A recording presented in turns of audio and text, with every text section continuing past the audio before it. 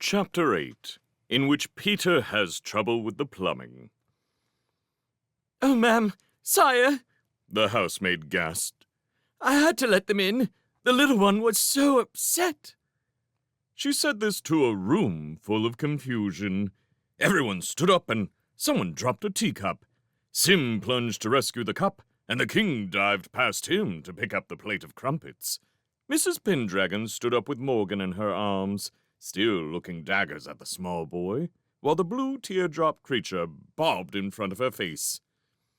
"It's not my fault, Sophie," it kept saying in an agitated, crackling voice. "I swear, it's not my fault. We couldn't stop Morgan crying for you." Princess Hilda rose quellingly to her feet. "You may go," she said to the housemaid. "There is no need for anyone to be upset. Sophie, dear, I had no idea that you didn't employ a nursemaid." "No, I don't, and I was hoping for a break," Mrs. Pendragon said. "You would think," she added, glowering at the angelic little boy, "that a wizard and a fire demon could manage one small toddler between them." "Men," said the princess. "I have no opinion of men's ability to manage anything. Of course, Morgan and the other little boy must be our guests, too, now that they're here. What sort of accommodation does a fire demon require?" she asked the colorless gentleman. He looked completely blank. "I'd appreciate a good log fire," the fire demon crackled. "I see you have a nice one in this room. That's all I need. I'm Calcifer, by the way, ma'am." The princess and the colorless gentleman both looked relieved. The princess said, "Yes, of course. I believe we met briefly in Ingery 2 years ago." "And who is this other little fellow?" the king asked genially. "Sophie, my auntie," the small boy answered in a sweet, lisping voice, raising his angelic face and big blue eyes to the king's. Mrs. Pendragon looked outraged. "Pleased to meet you," the king said. "And what's your name, my little man?" "Twinkle," the little boy whispered, coyly ducking his curly blonde head. "Have a crumpet, Twinkle," the king said heartily, holding the plate out.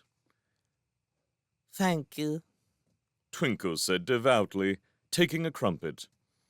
At this, Morgan held out a fat, imperious hand and boomed, "Me, me, me," until the king gave him a crumpet too. Mrs. Pendragon sat Morgan on a sofa to eat it. Sim looked around and resourcefully fetched a cloth from the trolley. It became soaked in butter almost at once. Morgan beamed up at Sim, the princess, the lady-in-waiting, and the chancellor, with his face all shiny. "Dump it," he said. "Do dump it." While this was going on, Charmaine became aware that Mrs. Pendragon had somehow trapped little Twinkle behind the sofa she was sitting on. She could not help but overhear Mrs. Pendragon demanding, "What do you think you're doing, Howl?"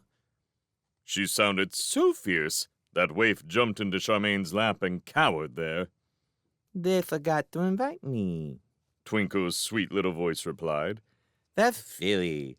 You can't sort out this mess on your own, Sophie. You need me." "No, I do not," Sophie retorted. "And do you have to lisp like that?" "Yes," said Twinkle. "Ugh," said Sophie.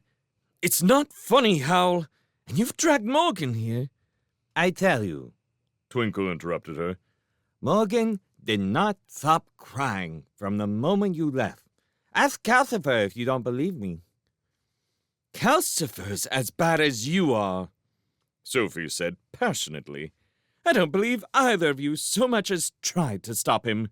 Did you? You were just looking for an excuse to launch this masquerade on poor Princess Hilda." "She needed us, Sophie," Twinkle said earnestly. Charmaine was quite fascinated by this conversation, but, unfortunately, Morgan looked round for his mother just then and spotted Waif trembling on Charmaine's knee. He gave a loud cry of, "Doggy!"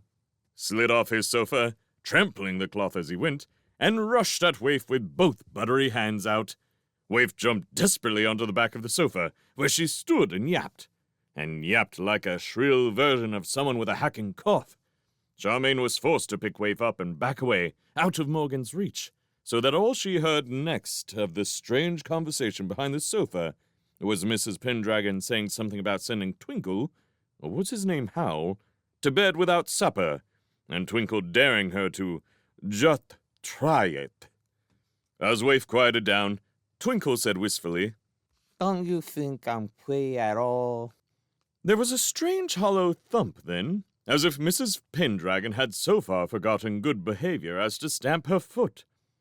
"Yes," Charmaine heard her say, "disgustingly pretty." "Well," said Princess Hilda, over near the fire, while Charmaine was still backing away from Morgan, "things are certainly lively with children around. Sim, give Morgan a muffin. Quickly." Morgan at once reversed direction and ran towards Sim and the muffins. Charmaine heard her own hair frizzle. She looked round and found the fire demon hovering beside her shoulder, looking at her with flaming orange eyes. "Who are you?" the demon said. Charmaine's heart thumped a little, although Waif seemed perfectly calm. If I hadn't just met a Lubbock, Charmaine thought, I'd be quite frightened of this Calcifer. I'm only the temporary help in the library," she said. "Then we need to talk to you later," Calcifer crackled. "You reek of magic, did you know? You and your dog." "She's not my dog. She belongs to a wizard," Charmaine said. "This wizard Norland who seems to have messed things up?" Calcifer asked. "I don't think Great-Uncle William messed things up," Charmaine said. "He's a dear. He seems to have looked in all the wrong places," Calcifer said. "You don't need to be nasty to make a mess. Look at Morgan." And he whisked away. He had this way, Charmaine thought, of vanishing in one place and turning up in another, like a dragonfly flicking about over a pond. The king came across to Charmaine, jovially wiping his hands on a large, crisp napkin. "Better get back to work, my dear. We have to tidy up for the night." "Yes, of course, sire," Charmaine said, and followed him toward the door. Before they got there, the angelic Twinkle somehow escaped from the angry Mrs. Pendragon and pulled at the sleeve of the lady-in-waiting. "Please?" he said charmingly. "Do you have any toys?" The lady looked nonplussed. "I don't play with toys, dear." Morgan caught the word from her. "Toy!"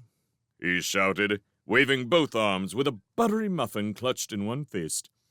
"Toy! Toy! Toy!" A jack-in-the-box landed in front of Morgan, bursting its lid open, so that the jack popped out with a boing. A large dollhouse crashed down beside it, followed by a shower of elderly teddy bears. An instant later, a shabby rocking horse established itself next to the tea trolley. Morgan shouted with delight.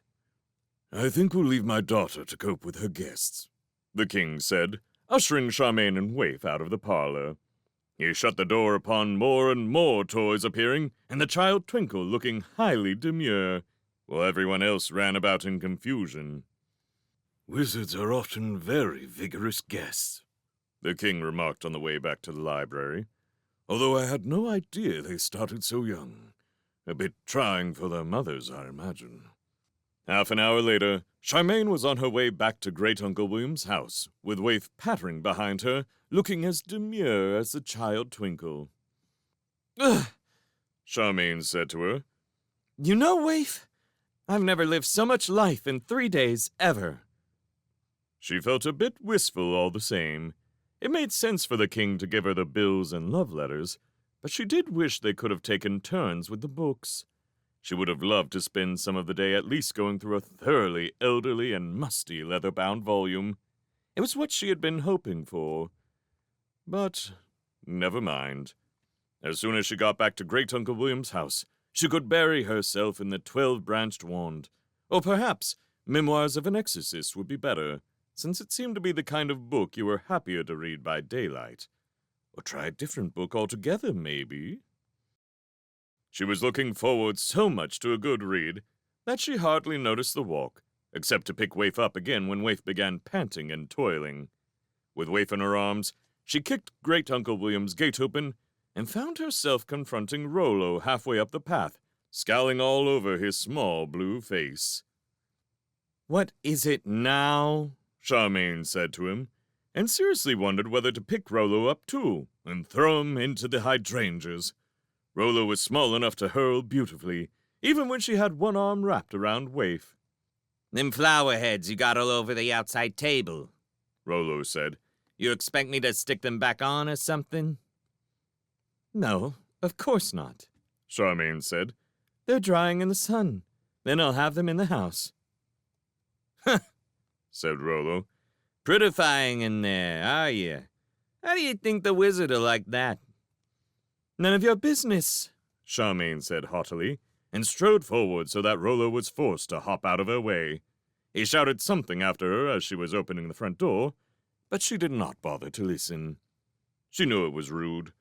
She slammed the door shut on his yells. Indoors, the smell of the living room was more than musty. It was like a stagnant pond. Charmaine put Waif on the floor and sniffed suspiciously. So did Waif. Long brown fingers of something were oozing under the door to the kitchen. Waif tiptoed up to them warily. Charmaine, equally warily, put out her toe and prodded the nearest brown trickle. It squished like a marsh. "No, what has Peter done now?" Charmaine exclaimed. She flung the door open. 2 inches of water rippled all over the kitchen floor. Charmaine could see it seeping darkly up the 6 bags of laundry beside the sink. "Gah!" she cried out, slammed the door shut, opened it again, and turned left. The corridor there was awash. Sunlight from the end window flared on the water in a way that suggested a strong current coming from the bathroom. Angrily, Charmaine splashed her way there. All I wanted to do was sit down and read a book, she thought, and I come home to a flood. As she reached the bathroom, with Waif paddling unhappily after her, its door opened, and Peter shot out of it, damp down his front and looking thoroughly harassed. He had no shoes on, and his trousers were rolled up to his knees. "Oh, good, you're back," he said, before Charmaine could speak. "There's this hole in one of the pipes in here. I've tried 6 different spells to stop it, but all they do is make it move about. I was just going to turn the water off at that woolly tank through there, or try to anyway, but perhaps you could do something instead." "Woolly tank?" Charmaine said. "Oh, you mean that thing covered in blue fur. What makes you think that will do any good? Everywhere's flooded." "It's the only thing I haven't tried," Peter snarled at her. "The water has to come from there somehow. You can hear it trickling. I thought I might find a stopcock." "Oh, you're useless," Charmaine snarled back. "Let me have a look." She pushed Peter aside and flounced into the bathroom, raising a sheet of water as she went. There was indeed a hole. One of the pipes between the wash basin and the bath had a lengthwise slit in it, and the water was spraying out of it in a merry fountain. Here and there along the pipe were gray, magical-looking blobs, which must have been Peter's 6 useless spells. "And this is all his fault," she snarled to herself. "He was the one who made the pipes red-hot. Oh, honestly." She rushed at the spraying slit and angrily planted both hands on it. "Stop this!" she commanded. Water sprayed out round her hands and into her face. "Stop it at once!" All that happened was that the slit moved sideways from under her fingers for about 6 inches and sprayed water over her pigtail and her right shoulder. Charmaine scooped her hands along to cover it again. "Stop that! Stop it!" The slit moved off sideways again. So that's how you want it, is it? Charmaine said to it, and scooped some more. The slit moved off. She followed it with her hands. In a moment or so, she had it cornered above the bath, and the water spraying harmlessly into the bath and running away down the plug hole. She kept it there by leaning on the pipe with one hand, while she thought what next to do. I wonder Peter didn't think of this, she thought in a sort of mutter, instead of running about casting useless spells. Great Uncle William, she called out. How do I stop the bathroom pipe leaking? There was no answer. This was obviously not something Great Uncle William thought Charmaine would need to know. I don't think he knows much about plumbing, Peter said from the doorway. There's nothing useful in the suitcase either. I had it all out to sea. Oh, did you? Charmaine said nastily. Yes, some of the stuff in there is really interesting, Peter said. I'll show you if you... Be quiet and let me think, Charmaine snapped at him. Peter seemed to realize that Charmaine might not be in a very good mood. He stopped talking and waited while Charmaine stood in the bath and leaned on the pipe, thinking. You had to come at this leak 2 ways, so that it couldn't slide off again. First, you fixed it in one place, and then you covered it up. But how? Quick, before my feet are quite soaked. Peter, she said, go and get me some dishcloths. At least 3. Why? Said Peter. You don't think... Now! Said Charmaine. To her relief, Peter went crossly splashing off, muttering about bossy, bad-tempered cats. Charmaine pretended not to hear. Meanwhile, she dared not let go of the slit, and the slit kept spraying, and she was getting wetter every second. Oh, blast Peter! She put her other hand on the farther end of the slit and began pushing and sliding her hands together as hard as she could. Close up, she ordered the pipe. Stop leaking and close up! Water spouted rudely into her face. She could feel the slit trying to dodge, but she refused to let it. She pushed and pushed. I can do magic, she thought at the pipe. I worked a spell. I can make you close up. So close up! And it worked. By the time Peter came wading back with just 2 cloths, saying those were all he could find, Charmaine was soaked through to her underclothes, but the pipe was whole again. Charmaine took the cloths and bound them around the pipe on either side of where the slit had been. Then she snatched up the long back brush from beside the bath, this being the only thing remotely like a wizard's staff that she could see, and batted at the cloths with it. Stay there! Don't dare move! She told the cloths. She batted at the mended slit. You stay shut, she told it. Or it'll be the worse for you. After that, she turned the back brush on Peter's blobby gray spells and batted at them too. Go, she told them. Go away! You're useless! And they all obediently vanished. Charmaine, flushed with a sense of great power, batted at the hot tap beside her knees. Run hot again, she told it, and let's have no nonsense. And you, she added, reaching across to bat at the hot tap on the wash basin. Both hot, but not too hot, or I'll give you grief. But you stay running cold. She instructed the cold taps, batting them. Finally, she came out of the bath with a great splash and batted at the water on the floor. And you go.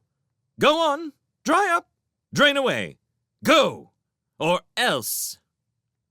Peter waded over to the wash basin, turned the hot tap on, and held his hand under it.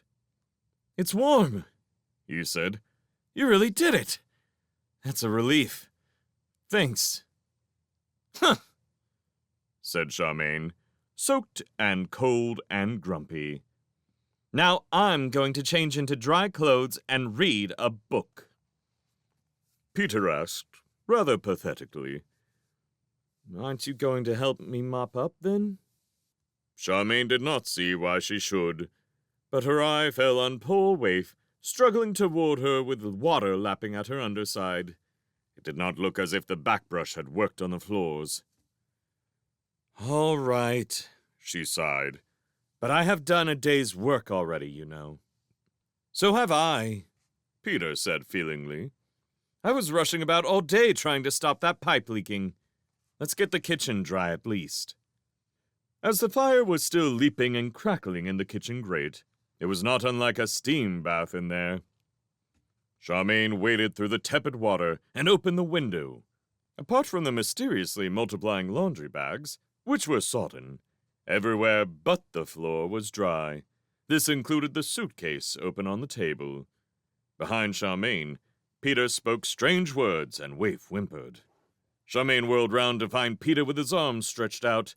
Little flames were flickering on them, from his fingers to his shoulders. "Dry! Oh, water's on the floor!" he intoned. Flames began to flicker across his hair and down his damp front, too.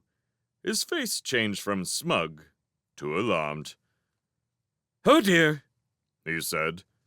As he said this, the flames rippled all over him, and he began to burn quite fiercely.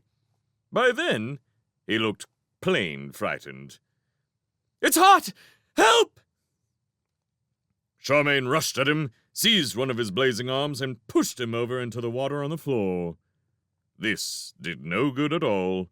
Charmaine stared at the extraordinary sight of flames flickering away under the water and simmering bubbles appearing all round Peter, where the water was starting to boil, and hauled him up again double quick in a shower of hot water and steam. "Cancel it!" she shouted, snatching her hands off his hot sleeve. "What spell did you use?" "I don't know how," Peter wailed. "What spell?"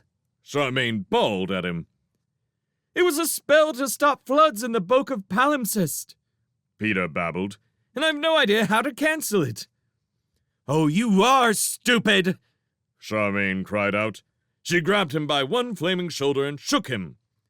"Cancel! Spell!" she shouted. "Yeah!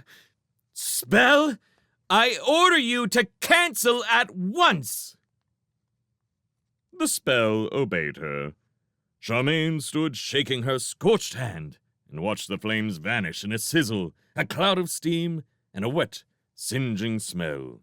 It left Peter looking brown and frizzled all over.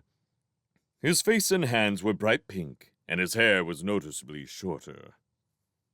"Thanks," he said, flopping over with relief. Charmaine pushed him upright. "Phew! You smell of burned hair. How can you be so stupid? What other spells have you been doing?" "Nothing," Peter said, raking burned bits of his hair. Charmaine was fairly sure he was lying, but if he was, Peter was not going to confess. "And it wasn't that stupid," he argued. "Look at the floor."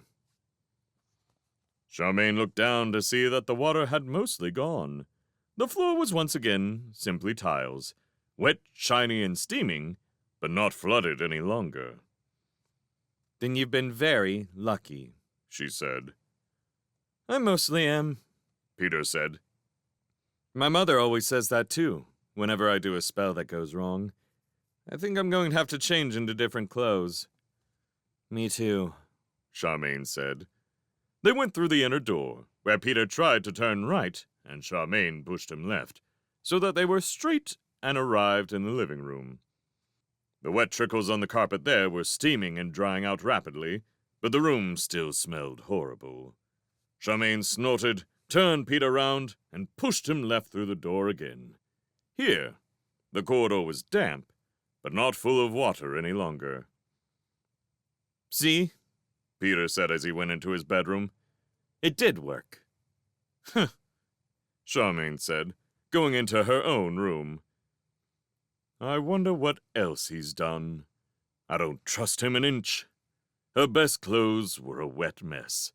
Charmaine took them off sadly and hung them around the room to get dry. And nothing was going to cure the big scorch mark down the front of her best jacket.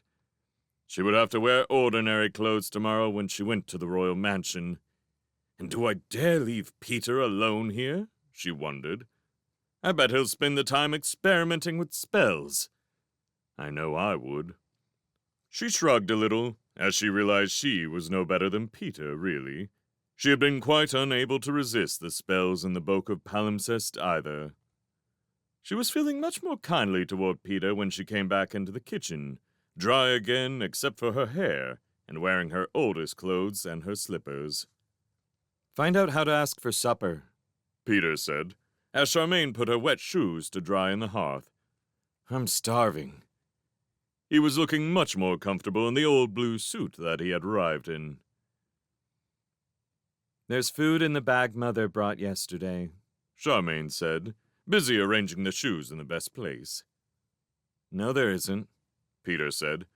I ate it all for lunch. Charmaine stopped feeling kindly toward Peter. Greedy pig, she said, banging on the fireplace for food for Waif.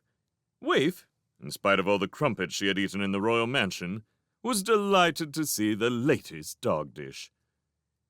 And so are you, a greedy pig, Charmaine said, watching Waif gobble. Where do you put it all? Great Uncle William, how do we get supper? The kindly voice was very faint now. Just knock on the pantry door and say supper, my dear. Peter got to the pantry first. Supper! He bellowed, banging hard on the door. There was a knobby, flopping sound from the table.